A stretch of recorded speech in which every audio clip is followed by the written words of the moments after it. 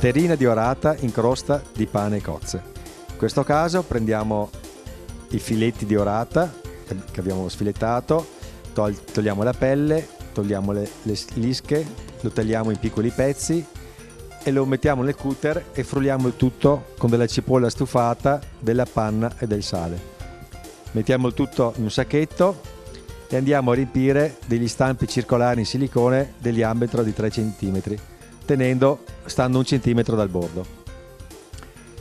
Nel frattempo prendiamo del pane comune, pane bianco, lo tagliamo in piccoli cubetti, lo condiamo con dell'ottimo olio extravergine e lo facciamo tostare in forno. Prendiamo della polpa di cozza tagliata a pezzetti, la condiamo con del prezzemolo, dell'olio aromatizzato con dell'aglio, mettiamo il pane, mescoliamo tutto e andiamo a ricoprire gli stampini con la farcia di orata. Mettiamo poi in forno a 180 gradi per 4 minuti. Sformiamo la terrina di orata degli stampini e la possiamo servire negli appositi piattini di accompagnamento.